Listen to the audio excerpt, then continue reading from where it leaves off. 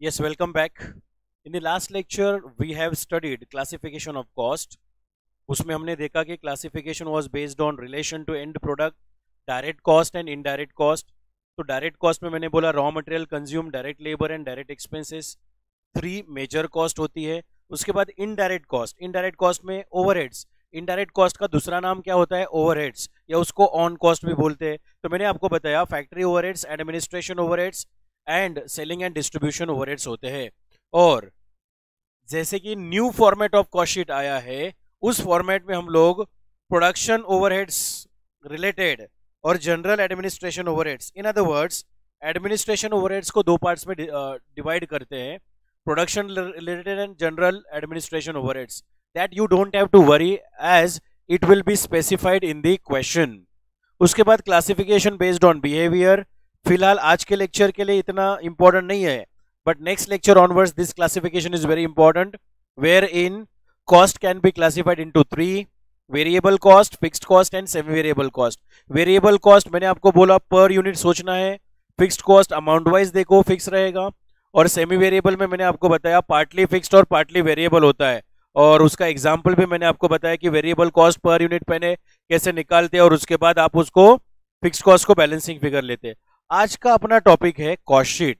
आज का अपना टॉपिक है कौन सा? बोलो, cost sheet. Now let's start with cost sheet. Okay, here we start. See, cost sheet. Sheet is a statement. Sheet means statement. अब कॉस्ट का statement. So let us not waste time, हम cut to cut बातें करेंगे, explanation भी होगा उसमें. A cost sheet is a statement, systematic statement prepared by cost accountant of the company. ये cost sheet बनाने का काम चार्टर्ड अकाउंटेंट का नहीं है. किसका है? कॉस्ट अकाउंटेंट का. Okay, which shows cost as well as profit related to the product.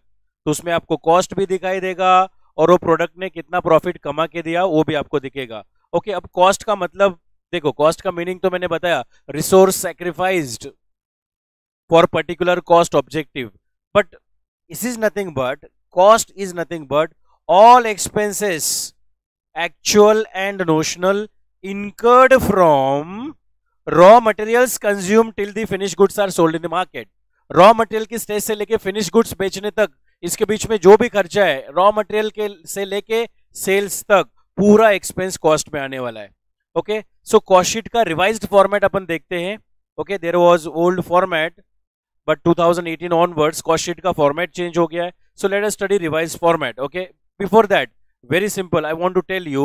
देखो, ये कॉस्ट शीट देखने से पहले एक मिनट, यहाँ पे आप लेफ्ट साइड में, मैं यहाँ पे ऊपर कुछ लिखता हूँ. देखो,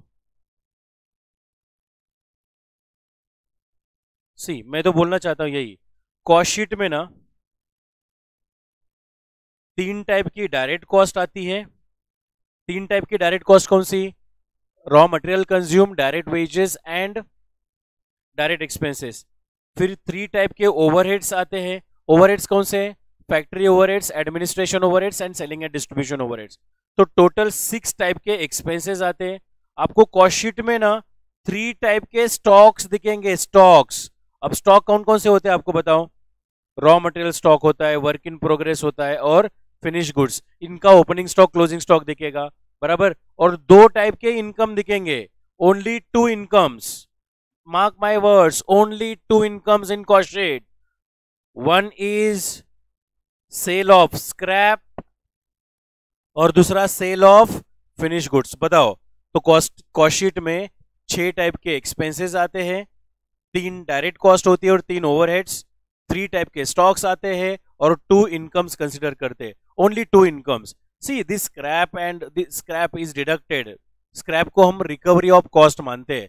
जब भी आप कुछ स्क्रैप में बेचते हो तो आपका कॉस्ट ही रिकवर हो जाता है ना. That much amount you can not charge to your customer. That's why scrap is deducted. तो I told you about cost sheet and cost. Let us go through the format. कुछ कुछ चीजें, सब चीजें वन स्ट्रोक में explain नहीं कर सकते, बराबर है. स्टेप बाय स्टेप जाना पड़ेगा. जैसे जैसे अपन प्रॉब्लम सॉल्व करेंगे, प्रॉब्लम के साथ करस्पॉन्डिंग एक्सप्लेनेशन भी आएगा. फिलहाल रटने से अच्छा, बाय हार्ट करने से अच्छा, फॉर्मेट को समझो. देखो, यहाँ पे सबसे पहले आपको नोट डाउन करना है. इस वीडियो को पॉज करो और नोट डाउन भी कर सकते हैं if you want to write it down.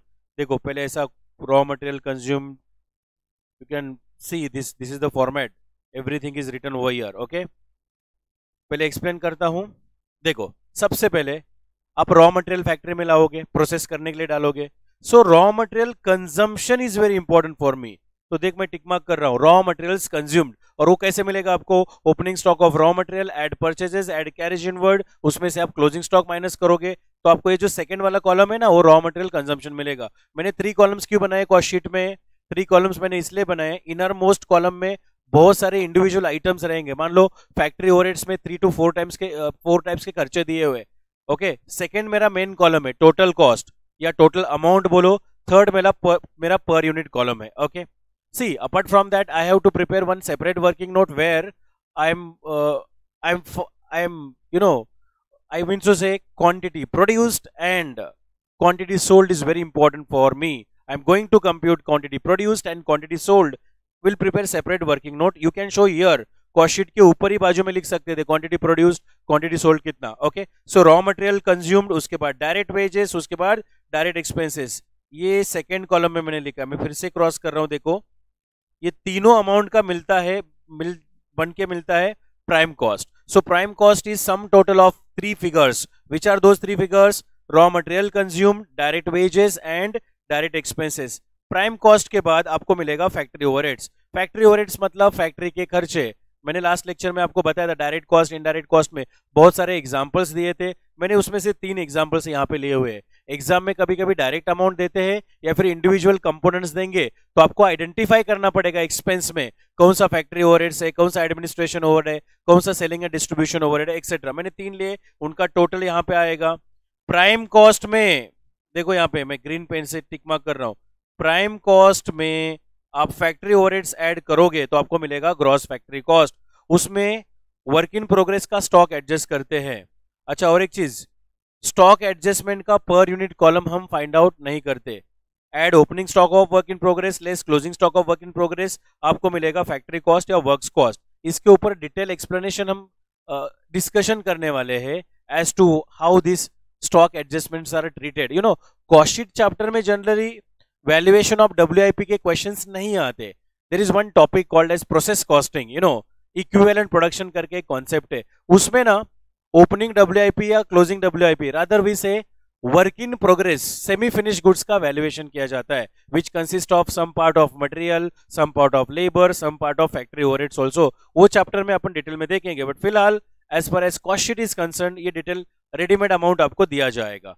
फिर ग्रॉस फैक्ट्री कॉस्ट में वर्क इन प्रोग्रेस का स्टॉक एडजस्ट करने के बाद आपको मिलेगा फैक्ट्री कॉस्ट, जिसको आप वर्क्स कॉस्ट भी बोल सकते हो। उसके बाद ये वाला अमेंडेड पार्ट है, ये वाला पार्ट है ना, ये आपका अमेंडेड पार्ट है। यहाँ पे आपको 5 पॉइंट्स याद करने हैं, ध्यान देना है। 5 points, which are those 5 points?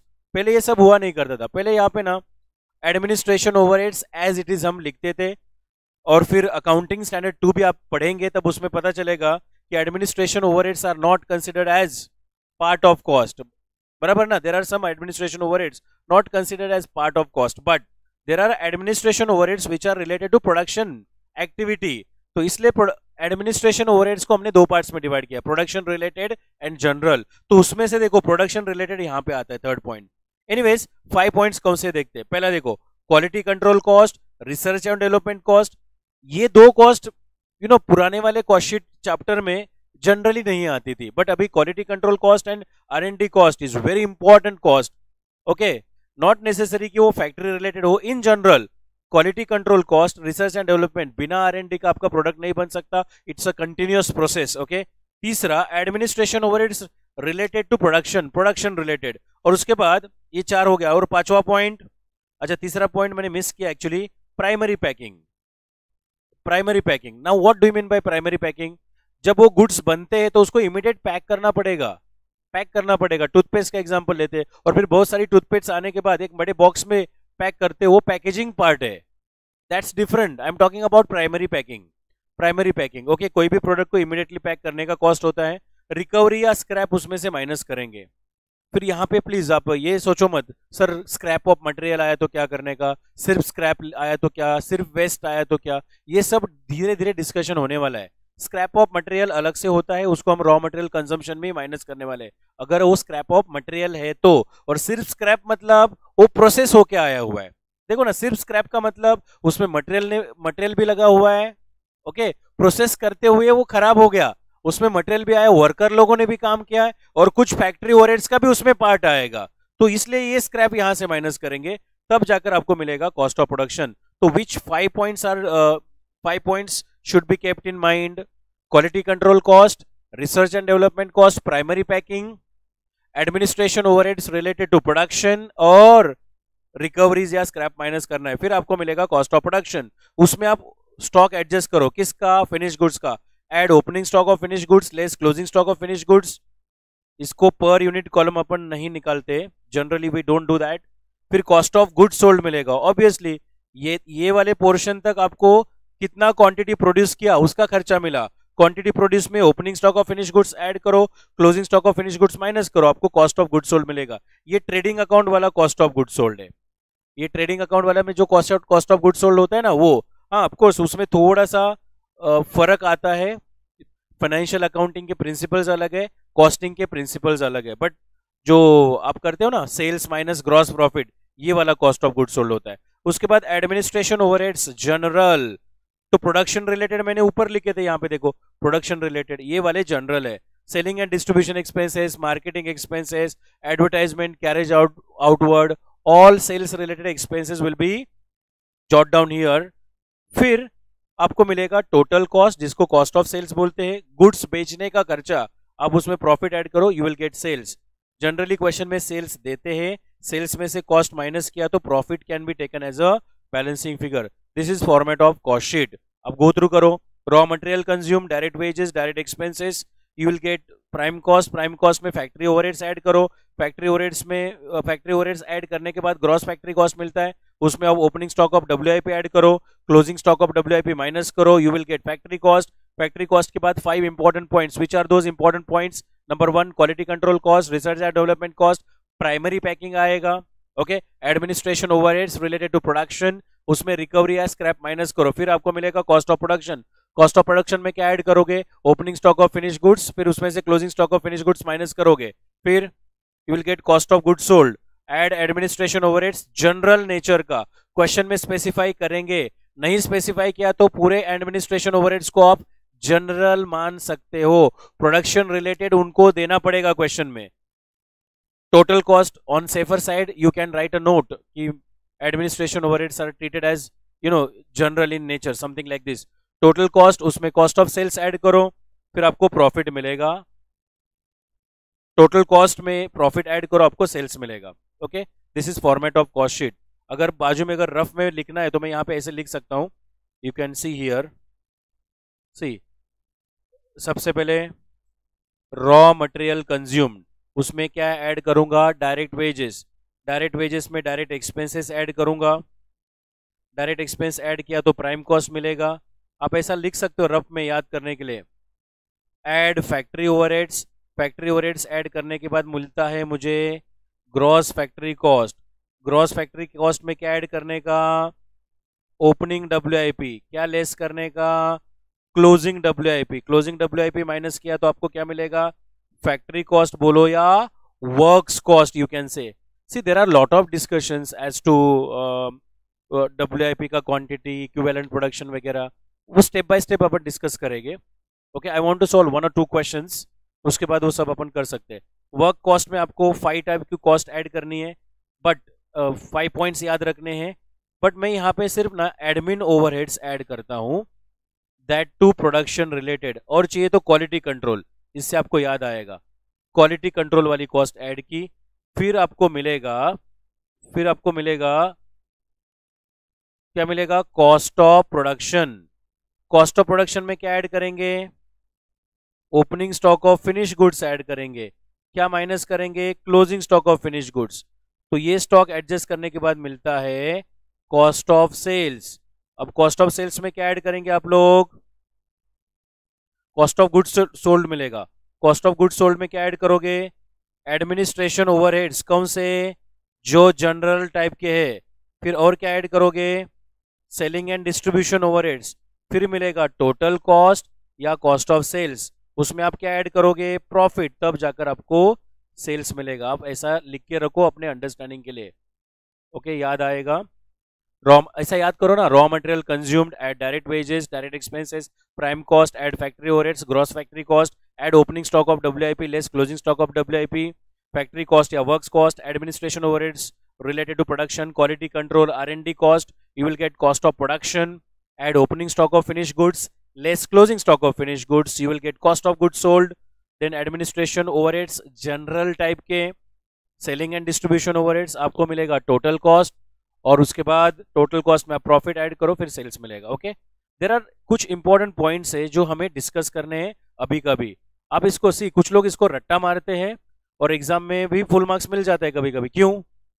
आपको सिर्फ बाइफरकेट करना है, कौन सा डायरेक्ट है, कौन सा इनडायरेक्ट कॉस्ट है, रॉ मटेरियल कॉस्ट कौन सा है, लेबर कॉस्ट कौन सा है, कौन सा ओवरहेड्स है, वगैरह वगैरह। But there are few type of questions जहां पे आपको कॉन्सेप्चुअल अंडरस्टैंडिंग के बिना आपका काम नहीं चलने वाला है, वो भी करेंगे अपन। We will be solving few questions which was asked in ICI exam May 18, November 18, May 19, November 19, वो जो क्वेश्चन है वो भी सॉल्व करेंगे।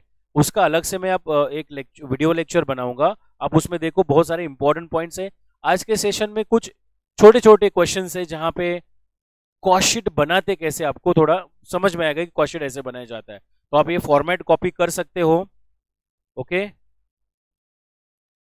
If you want to copy you can copy this format अच्छे से। ठीक है, मैं फिर से स्क्रॉल डाउन करता हूं, आप आराम से कॉपी करो।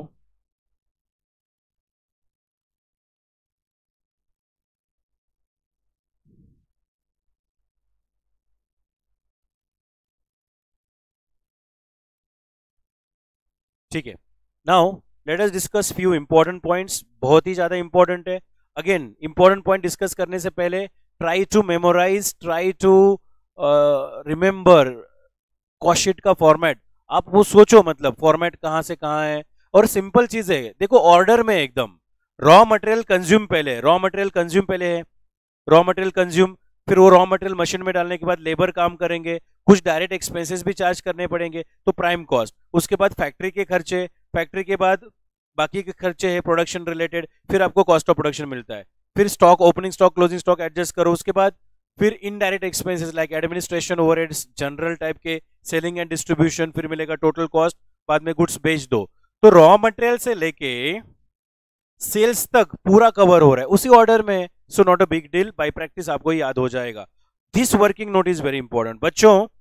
ये working note number, I mean important points लिखा है, उसका पॉइंट नंबर 1 है फिनिश गुड्स क्वांटिटी। आप ब्रैकेट में लिख सकते चाहिए तो क्या फाइंड आउट करना पड़ता है यहाँ पे, we are going to find quantity produced और quantity sold.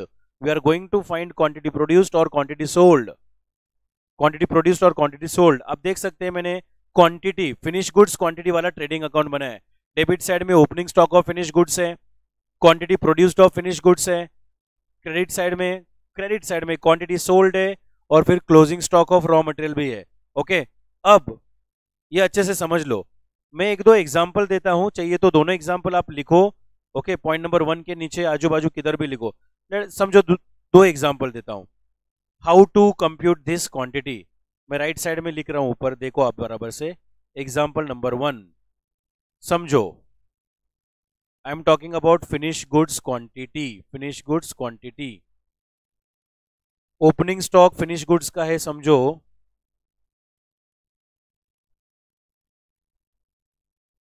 2000 kg।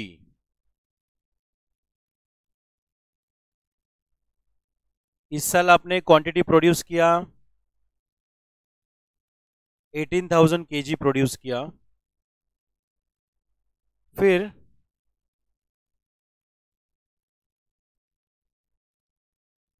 Next quantity है क्लोजिंग स्टॉक। क्लोजिंग स्टॉक में 1000 kg ऐसे ही पड़ा है। Now my question is what is quantity sold. See, आप ये ओरली भी कंप्यूट कर सकते हैं, बट ये डेटा को हम लोग इस फॉर्मेट में डालने वाले हैं। तो देखो फॉर्मेट में कैसे डालेंगे, ये जो क्रॉस किया था ना मैंने, वो निकाल देता हूं मैं, उसकी जगह मैं क्वांटिटी लिखूंगा अभी। ओके, उसकी जगह मैं क्वांटिटी लिखने वाला हूं। तो चलो देख के बताओ मुझे यहाँ पे।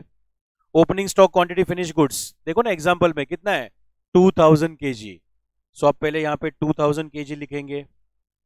क्वांटिटी प्रोड्यूस कितना है 18,000, तो आप यहाँ पे 18,000 लिखेंगे। क्लोजिंग स्टॉक क्वांटिटी कितना है 1000, तो आप यहाँ पे 1000 लिखेंगे। Quantity sold is a balancing figure, इधर क्वांटिटी प्रोड्यूस्ड और क्वांटिटी सोल्ड दोनों में से एक बैलेंसिंग फिगर रहेगा। 18 + 2 ये कितना आता है बोलो 20,000। अब इधर भी मैंने 20,000 लिखा, 20 में से ये 1000 माइनस करो, सो व्हाट इज क्वांटिटी सोल्ड 19,000। तो बताओ मेरे लिए दो क्वांटिटी बहुत इंपॉर्टेंट रहती है, कौन सी? क्वांटिटी प्रोड्यूस्ड और बोलो क्वांटिटी सोल्ड, ये फाइंड आउट करना बहुत जरूरी है। अच्छा और एक एग्जांपल लेते हैं, एग्जांपल नंबर 2। एग्जांपल नंबर 2 ध्यान दो। Example number 2 I am talking about finish goods quantity only. हाँ, फिनिश गुड्स क्वांटिटी से closing stock is 5,000 units, quantity sold 40,000 units, opening stock में समझो 4,000 यूनिट्स है। So what is quantity produced? We want to find out quantity produced. अब इस quantity produce find out करना है। अब इस फॉर्मेट में उसको डाल दो इंफॉर्मेशन को। चलो ये वाला मैं रब कर देता हूं अभी, फिगर्स जो भी थे। चलो देखो क्वेश्चन में कौन कौन सा क्वांटिटी आपको पता है। क्लोजिंग स्टॉक कितना है 5,000, क्वांटिटी सोल्ड कितना है 40,000, ओपनिंग स्टॉक कितना है बोलो 4,000 और क्वांटिटी प्रोड्यूस्ड बैलेंसिंग फिगर। अब क्रेडिट साइड का टोटल पहला करेंगे। क्रेडिट साइड में पहला कौन है 40 और 5 45,000, सेम 45,000 यहाँ पे लिखो। अब 45,000 में से ओपनिंग स्टॉक क्वांटिटी 4,000 माइनस करो, कितना आएगा 41,000। दिस वे ये वर्किंग नोट अपन प्रिपेयर करेंगे। Okay, see there are various other points, valuation of WIP, फिर कौन सा किसको वैल्यूएशन में क्या कंसिडर करेंगे नहीं करेंगे, वो सब बात की बात है, वो टाइम टू टाइम हो जाएगा। लेट अस अंडरस्टैंड कि कॉस्ट शीट कैसे बनाते हैं और उससे रिलेटेड क्या फिलहाल इंपॉर्टेंट पॉइंट्स है। क्वेश्चन टू क्वेश्चन बहुत सारे इंपॉर्टेंट पॉइंट आएंगे, all those points can not be discussed over here. Okay, वो क्वेश्चन टू क्वेश्चन डिस्कस करेंगे। दूसरा point valuation of closing stock of finish goods.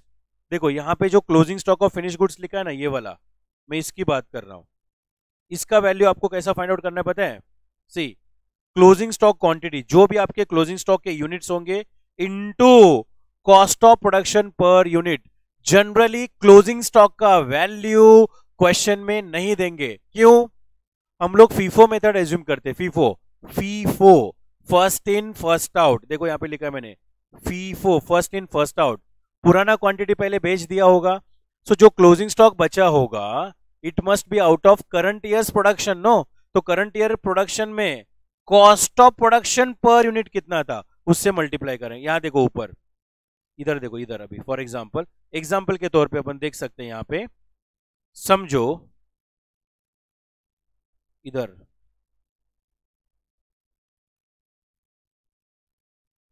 समझो क्लोजिंग स्टॉक की quantity, closing stock quantity है 5,000 units और यहां पे कॉस्ट ऑफ प्रोडक्शन, ये देखो cost of production per unit आया 12 रुपीज समझो। तो इस 5,000 यूनिट्स जो कि आपका क्लोजिंग स्टॉक क्वांटिटी है, इस 5,000 को आप 12 से मल्टीप्लाई करो, कितना आता है 12 5 60, 60,000। तो आप यहाँ पे बेटा 60,000 माइनस करोगे और पर यूनिट में डैश लिखना।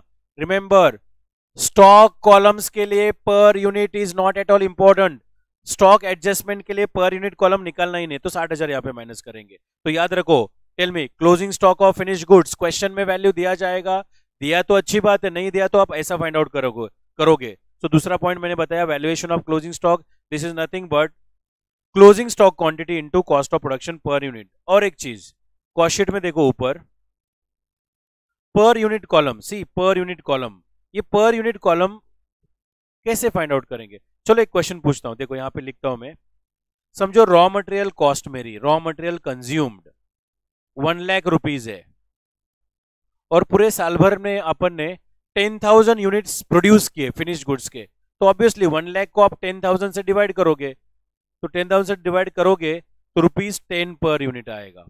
सो अमाउंट को क्वांटिटी से डिवाइड करेंगे, सेकंड वाला जो है ना, सेकंड वाला कॉलम जो टोटल अमाउंट, उसको अगर क्वांटिटी से डिवाइड करेंगे तो आपको पर यूनिट कॉलम मिलेगा। नाउ क्वेश्चन कम्स, कौन सी क्वांटिटी से कभी डिवाइड करने का। आपके पास दो इंपॉर्टेंट क्वांटिटीज होती है ना बच्चों, पहली कौन सी क्वांटिटी, क्वांटिटी प्रोड्यूस्ड, दूसरी कौन सी क्वांटिटी, क्वांटिटी सोल्ड। बोलो कौन सी दो क्वांटिटी अपने पास इंपॉर्टेंट होती है, क्वांटिटी प्रोड्यूस्ड और क्वांटिटी सोल्ड। तो ध्यान रखो रॉ मटेरियल स्टेज से लेके, देखो रॉ मटेरियल से लेके, मैं यहाँ पे अलग कलर का हाइलाइटर यूज करता हूं, रॉ मटेरियल से लेके कहां तक, कॉस्ट ऑफ प्रोडक्शन, यहां तक, यहां तक, यहां तक, कहां से, ये वाला रॉ मटेरियल कंज्यूम्ड है ना, यहां से लेके यहां तक।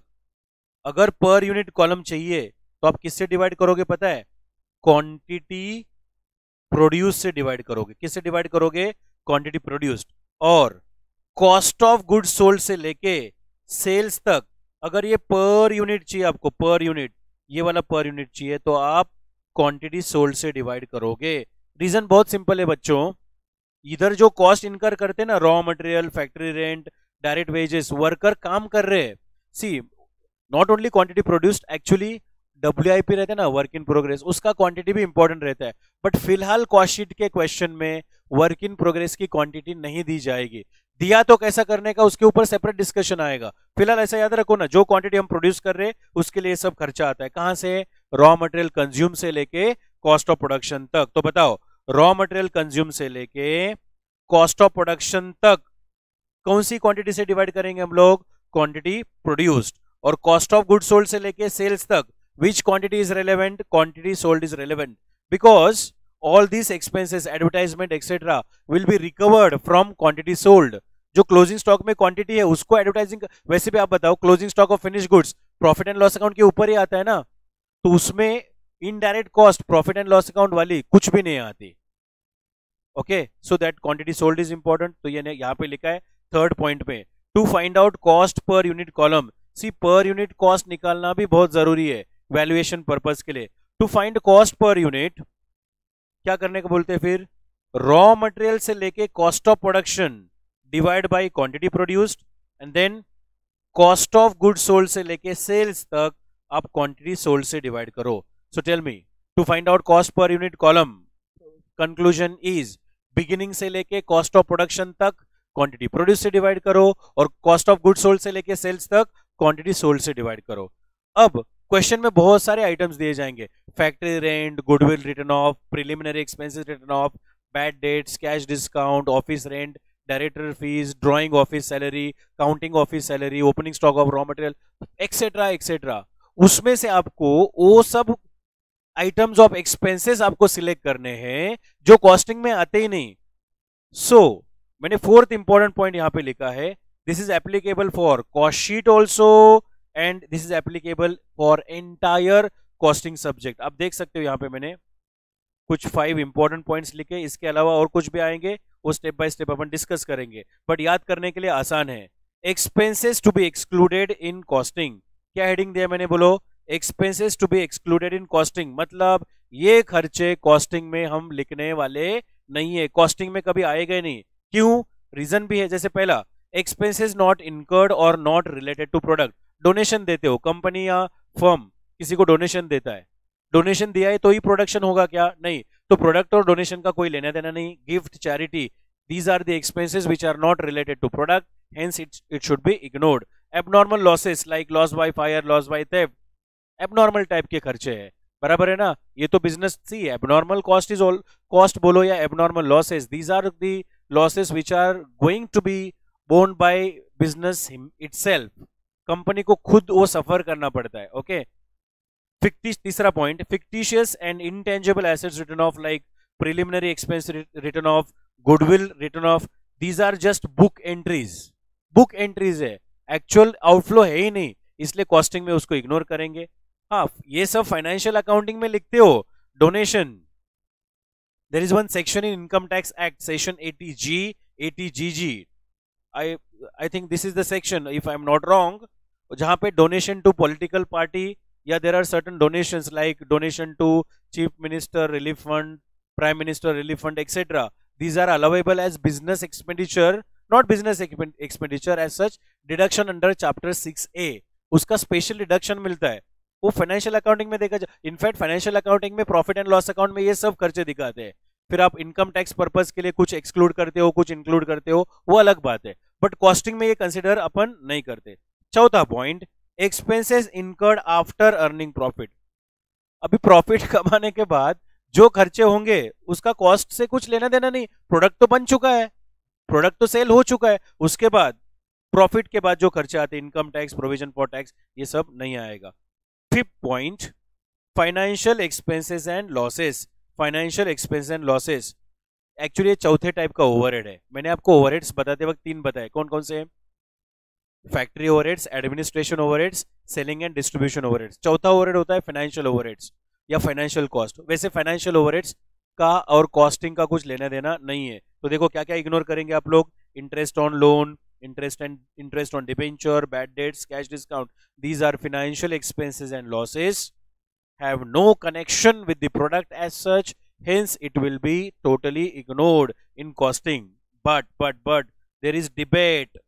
ये 2 पॉइंट्स को लेके डिबेट चलता है बहुत सारी ऑथर्स की टेक्स्ट बुक में आप लिखोगे बैड डेट्स, कैश डिस्काउंट भी इंक्लूड करते हैं और कुछ अजम्पशन भी लिखते हैं. हम लोग इग्नोर करेंगे, bad debts and cash discount ignore करेंगे. हाँ, अगर कैश डिस्काउंट, आपका बिजनेस ही ऐसा है कि बिना कैश डिस्काउंट दिया कुछ काम ही नहीं बढ़ने वाला, आपका सेल ही नहीं होने वाला है, yes, in that case cash discount in fact. और बैड डेट्स, अभी bad debts for example, customer को सेल्स प्रमोशन के लिए कन्विंस करने के लिए कस्टमर को कन्विंस, इसके ऊपर अपन एग्जांपल लेते हैं अलग से, because I want to finish those 2 questions also. Bad debts and cash discount पे अलग से डिस्कशन करेंगे. फिलहाल ऐसा याद रखो, bad debts and cash discount हम कॉस्ट शीट में इंक्लूड नहीं करने वाले.